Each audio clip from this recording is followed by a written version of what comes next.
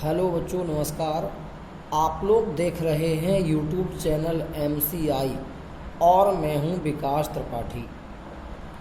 बच्चों, आज हम लोग कक्षा 10 में विषय गणित में चैप्टर नंबर 4 पढ़ेंगे, जिसका नाम है द्विघात समीकरण। बच्चों, सबसे पहले जानते हैं कि यह द्विघात समीकरण होता क्या है।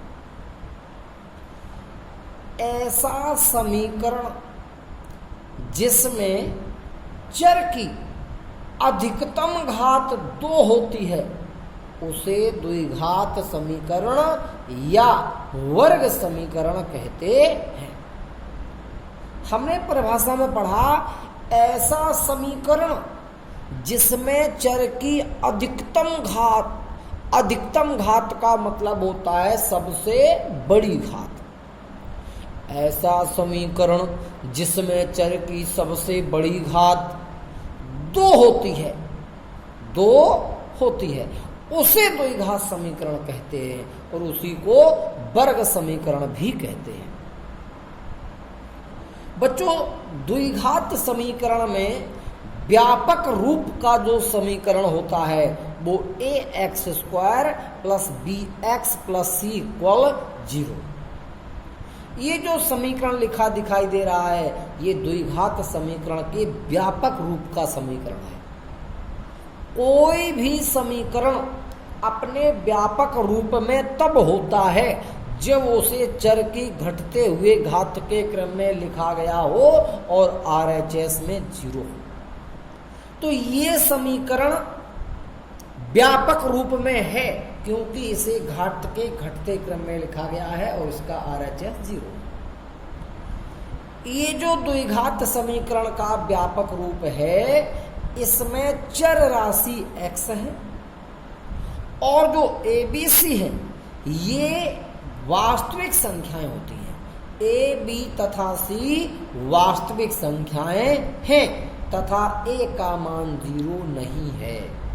ध्यान रहे बच्चों, ये समीकरण द्विघात समीकरण तभी बनेगा जब A का मान 0 नहीं होगा। अगर A 0 हुआ तो 0 का गुणा x² में 0 हो जाएगा, तब तो ये द्विघात समीकरण ही नहीं रहेगा। तो ध्यान देंगे, ये ax² + bx + c = 0 द्विघात समीकरण का व्यापक रूप का समीकरण है, जहां A, B तथा C वास्तविक संख्याएं हैं तथा A का मान 0 नहीं है। अब बच्चों, एक्सरसाइज देखते हैं 4.1। इसमें निर्देश है, जांच कीजिए कि क्या निम्न द्विघात समीकरण हैं। कुछ समीकरण आपको दिए हैं, 8 पार्ट दिए, 8 भाग दिए हैं। यहां तक पूछा गया है क्या ये द्विघात समीकरण है। अगर हमें कोई समीकरण दिया जाए और पूछा जाए कि वह द्विघात समीकरण है या नहीं, तो सबसे पहले हम समीकरण को हल करके व्यापक रूप में प्रदर्शित करते हैं। जब व्यापक रूप बन जाए तब यदि उसमें चर की सबसे बड़ी घात 2 है तो वह द्विघात समीकरण है, और अगर चर की सबसे बड़ी घात 2 नहीं है तो वह द्विघात समीकरण भी नहीं है। इसका पहला पार्ट x + 1 का होल स्क्वायर = ब्रैकेट में x - 3। हमें पता करना है कि क्या ये द्विघात समीकरण है, तो हमने इसको लिख लिया सबसे पहले, x + 1 का होल स्क्वायर = ब्रैकेट में x - 3। अगर हमें जानना है कि ये द्विघात समीकरण है कि नहीं, तो पहले हल करो, व्यापक रूप बनाओ। तो बच्चों ध्यान देंगे, x + 1 का जो होल स्क्वायर है, इसे हल करने के लिए हमें a + b के होल स्क्वायर के सूत्र की जरूरत होगी, क्योंकि ये जो x + 1 का होल स्क्वायर है ये a + b के होल स्क्वायर के रूप का ही है। a + b का होल स्क्वायर होता है a² + b² + 2ab। ये x प्लस 1 का होल स्क्वायर है तो ये होगा x का स्क्वायर माने x प्लस 1 का स्क्वायर माने 1 और प्लस का जो 2ab होता है तो 2 इंटू एक्स इंटू 1 होगा, गुणा करेंगे तो 2x आ जाएगा बराबर 2 का x में गुणा 2x हो गया, 2 का -3 में गुणा माइनस का 6 हो गया। अब बच्चों सारे पद LHS में लाओ, RHS को 0 बनाओ तो एक्स स्क्वायर जो कहते हो 1 जो कहते हो 2x जो कहते हो, ये 2x पक्षांतरण करके इधर लाए माइनस के 2x हो गए, 6 को इधर लाए प्लस का 6 हो गया बराबर 0। बच्चों ये प्लस का 2x है, ये माइनस का 2x है, 2x से 2x कैंसिल, ये बचा x स्क्वायर, तो 1 प्लस का और 6 प्लस का मिलकर +7 बराबर 0। ये बन गया व्यापक। आपको जांचना था कि क्या यह द्विघात समीकरण है। हमें पता है ऐसा समीकरण जिसमें चर की अधिकतम घात या सबसे बड़ी घात 2 होती है वह द्विघात समीकरण कहलाता है। ये जो समीकरण आया इसमें चर x है, इसकी सबसे बड़ी घात कितनी है 2 है, अतः यह द्विघात समीकरण है। यह माने जो समीकरण हमें सवाल में दिया था वही समीकरण द्विघात समीकरण है। बच्चों इसका 7वां पार्ट और देख लेते हैं तो इसमें टोटल 8 पार्ट, शेष आप लोग घर पे करना बिल्कुल यही है। हल कर लीजिए, व्यापक रूप बना लीजिए। व्यापक रूप बनाने के बाद अगर चर की सबसे बड़ी घात 2 है तो वह द्विघात समीकरण है, और अगर चर की सबसे बड़ी घात 2 नहीं है तो वह द्विघात समीकरण भी नहीं है। बच्चों 7वां पार्ट है x प्लस 2 का whole cube equal 2x bracket में x स्क्वायर माइनस 1।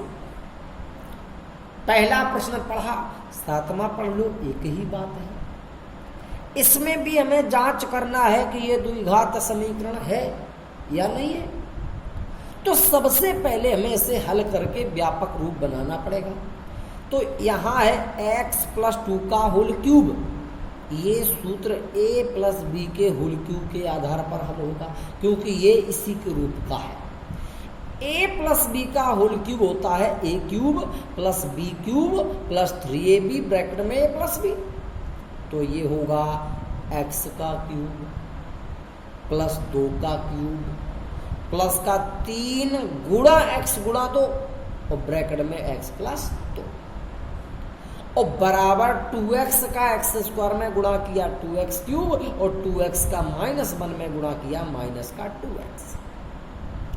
बच्चों x का क्यूब x क्यूब होता है, 2 का क्यूब 8 होता है, ये 3 गुणा 2 6x हो रहे, 6x का x में गुणा 6x स्क्वायर और 6x का 2 में गुणा प्लस का 12x। ये पक्षांतरण करके इधर लाओ, प्लस का 2x क्यूब माइनस का हो गया, माइनस का 2x प्लस का 2x हो गया बराबर 0। ये प्लस का x क्यूब है, ये माइनस का 2x क्यूब है, इससे इसे घटाओ माइनस का x क्यूब, ये प्लस का 6x स्क्वायर है और कहीं x स्क्वायर का पद नहीं है तो प्लस का 6x स्क्वायर, ये प्लस का 12x है, ये प्लस का 2x है, जुड़ गए प्लस का 14x हो गया, ये प्लस का 8 अकेला है और बराबर 0। बच्चों अब जो है ये जो समीकरण बन गया ये अपने व्यापक रूप में आ गया है। हमें जानना है कि ये द्विघात समीकरण है कि नहीं है। तो देखो इस समीकरण में चर की सबसे बड़ी घात क्या है 3। अगर किसी समीकरण में चर की सबसे बड़ी घात 2 हो तो वह द्विघात समीकरण होता है, अगर घात 2 नहीं है तो वह द्विघात समीकरण नहीं होता है। तो इसमें तो चर की सबसे बड़ी घात 2 नहीं है तो यह समीकरण द्विघात समीकरण भी नहीं है, अतः दिया गया समीकरण द्विघात समीकरण नहीं है। अब बच्चों प्रश्न नंबर 2 देखते हैं। पहले के जो शेष भाग बचे हैं उनको आप लोग इसी भांति कर सकते हैं। निम्न स्थितियों को द्विघात समीकरणों के रूप में निरूपित कीजिए। यानी हमें प्रश्न में कोई कथन दिए गए हैं, इनको द्विघात समीकरण के रूप में हमें व्यक्त करना है। पहला कथन, एक आयताकार भूखंड का क्षेत्रफल 528 मीटर स्क्वायर है। क्षेत्र की लंबाई मीटरों में चौड़ाई के दुगने से 1 अधिक है। हमें भूखंड की लंबाई और चौड़ाई ज्ञात करनी है।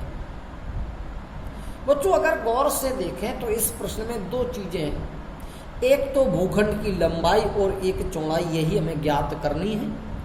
लेकिन अगर ध्यान से देखें तो इनमें से एक माप तो सवाल में ही लिखी है, दी गई है। देखो, क्षेत्र की लंबाई चौड़ाई के दुगने से 1 अधिक है। अगर हमें चौड़ाई ज्ञात हो तो लंबाई तो ज्ञात है, चौड़ाई के दुगने से 1 अधिक। चौड़ाई ज्ञात नहीं है तो चौड़ाई को मान लो। माना कि आयताकार भूखंड की चौड़ाई बराबर x मीटर है। अगर चौड़ाई पता है तो लंबाई होगी चौड़ाई के दुगने से 1 अधिक। चौड़ाई x है, दुगने से 2 का गुणा कर दिया, 1 अधिक है तो 1 जोड़ दिया, तो 2 का x में गुणा 2x और प्लस 1 इतने मीटर, ये हो गई चौड़ाई। लंबाई x है, चौड़ाई 2x प्लस 1 है। सवाल में कहा था आयताकार भूखंड का क्षेत्रफल 528 मीटर स्क्वायर है, लिख दिया आयताकार भूखंड का जो क्षेत्रफल है वो 528 मीटर स्क्वायर। क्षेत्रफल किसका क्षेत्रफल? आयताकार भूखंड का, माने आयत का क्षेत्रफल होता है लंबाई गुणा चौड़ाई, तो लंबाई गुणा चौड़ाई ये हो गया बराबर 528 हो गया। लंबाई कितनी थी?